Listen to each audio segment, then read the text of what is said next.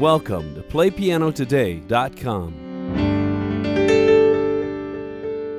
This is the second chapter of a piano lesson series titled PowerFingers, developing power, speed, and hand and finger independence on the piano and the keyboard.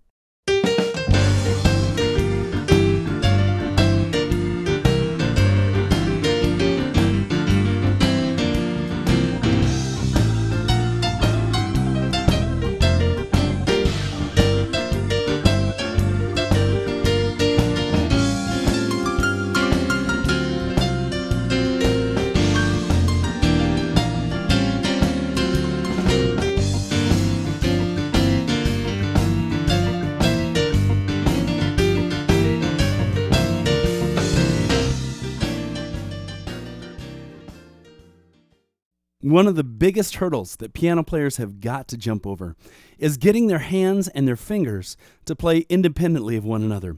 Meaning this, when you start out playing, your hands kind of start doing exactly the same thing, and that's a good way to start. But you've got to get to the place where your hands are playing different and complementary things. But how do you get from here to there? In this series of lessons, I'm going to show you many different exercises that'll disengage your hands and your fingers from one another so that they're playing something completely different but complementary. Let's dig in, and we're going to start very, very simple. But hang on, because we're going to get to the point where you're playing many different polyrhythmic things. This is so much fun. Lots to dig into.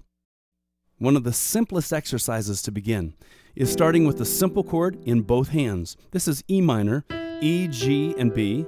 We're playing exactly the same thing in both hands. Now, whether you've played for years or you're just beginning, you can do what I'm about to do here. I want you to play this 8 times like this. 1, 2, 3, 4, 5, 6, 7, 8. Obviously, that's very simple, right? Now we're going to do the same thing, but we're just going to hold the E minor chord in the left hand while the right hand plays it 8 times. Here we go. 1, 2, 3, 4, 5, 6, 7, 8. That's just barely more complex, but it's... Since this is just a quick video overview of the full lesson, let's jump ahead now to the next section. Now let's reverse it. The left hand is going to play it 8 times. The right hand's going to hold it. Here we go. 1, 2, 3, 4, 5, 6, 7, 8. Now your brain might be starting to rebel at this point because it sees what's coming. You can probably guess where we're going. We're going to do all kinds of really interesting things back and forth to get these hands independent.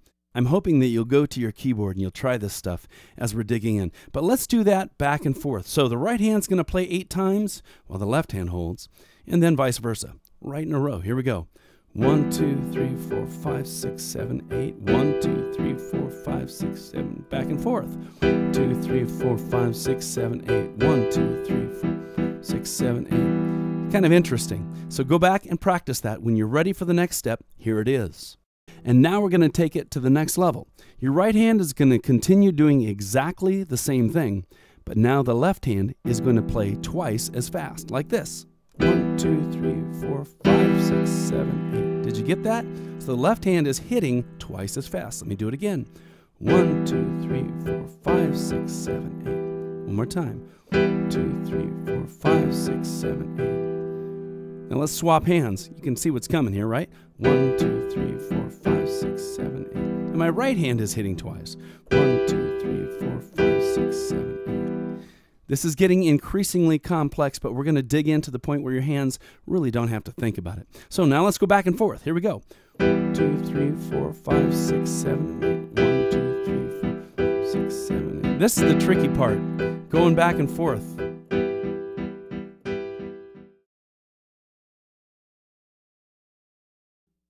Now, this is one of those concepts that's really easy to explain, but it sometimes can be hard to do in your hands. So one of the real simple things you can do at home is go really slow. I'm going at an average, maybe a little faster pace so that you can get the information quickly.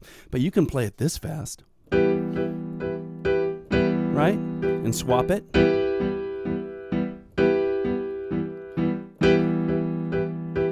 There's no harm there. And then move it up in tempo.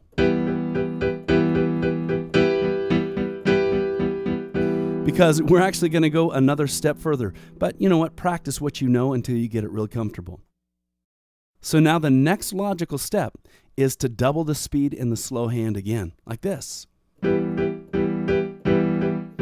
Did you see my slower hand is now hitting once for every 2 hits in the faster hand. Now I'm going to swap it. Here we go.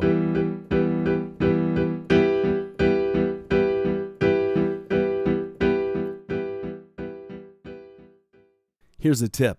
One of the hardest things to do about this, but you've got to get there eventually, is to swap your hands back and forth quickly like this.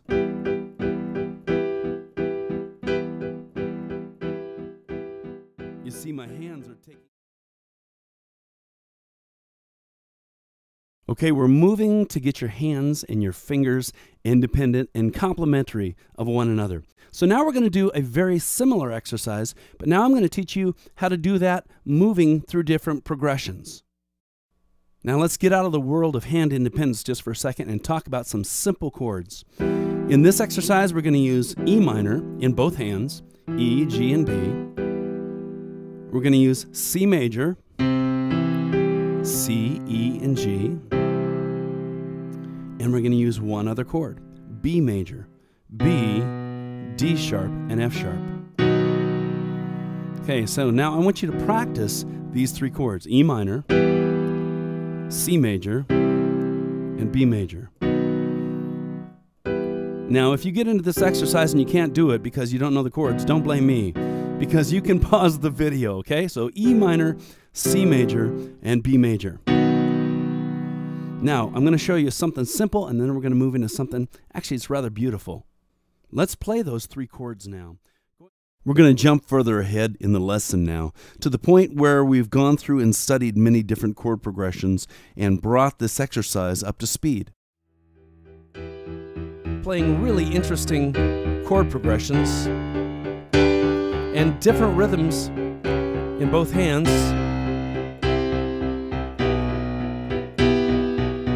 It's a really good way to start getting your hands independent from one another. Everything we've played so far has been based on chords. A chord is simply 2 or more notes played at the same time. Now we're going to start looking at finger independence. So you've got these 10 babies here, and you really want to get them independent from one another, so it's like you have a whole gaggle of musicians to bring out fantastic music out of the keyboard. How do you do that? Well, the best way, in this case, is to have a plan of action to get from here to there. And we've been studying really methodically, and we're going to keep doing that as we're increasing your skills and mine.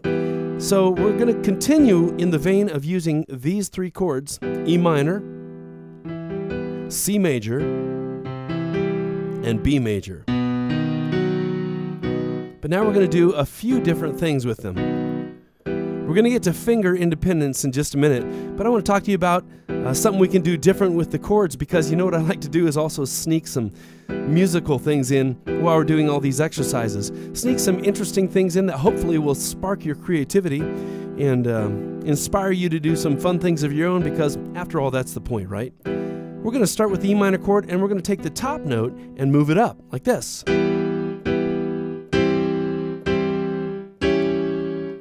Interesting, isn't it? Because that creates a little melody that your ear hears. And then we're going to go to the C major chord again and do what we just used to do. At this point, we're about halfway through the lesson. The full lesson is 45 minutes of intense exercises to get your hands independent of one another, powerful and up to speed. In the second half of this full lesson, we spend time developing finger independence, going through many different chord progressions and exercises to get those 10 fingers independent and powerful. In addition, the lesson digs into exercises to develop your creativity so that you're not just doing mindless exercises, but you're actually being musical, creating melodies as you learn to develop hand and finger independence. Powerful stuff. Dig into the full lesson. You can find it at PlayPianoTODAY.com/PF, like PowerFingers, and the number 2. My name is David Sprunger. Thanks for hanging out and checking out this overview of PowerFingers Chapter 2. Now you know what to do. Go practice.